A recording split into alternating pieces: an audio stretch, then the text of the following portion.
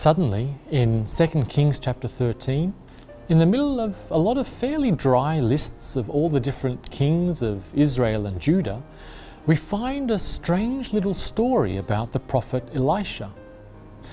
King Joash of Israel hears news that Elisha is about to die, and so the king rushes to see him and weeps by Elisha's bedside.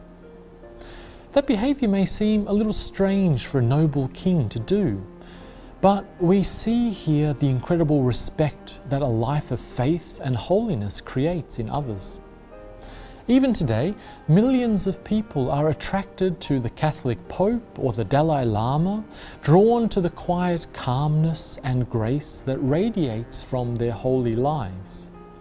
Pop stars and sports people have their fans, but there is something especially powerful and attractive about holiness.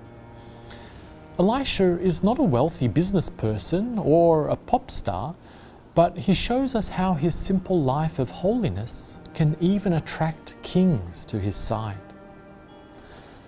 But in the same way that pop star fans can take their love too far, an attraction towards so-called holy people can also spill over into something very unhealthy. In the long history of our faith, many people began worshipping saints and even thinking of them as having magical powers. We see a strange example of this in this chapter.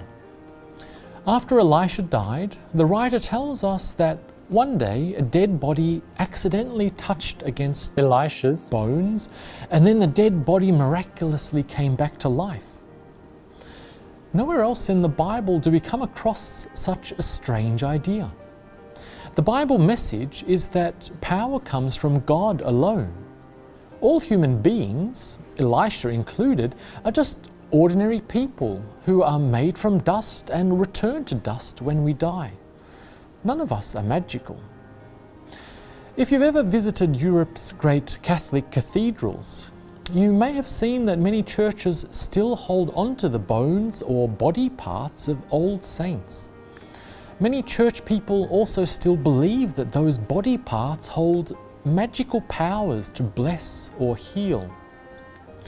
500 years ago, this type of superstitious belief in the power of relics prompted Martin Luther to launch the Protestant Reformation and re-educate the Church's believers.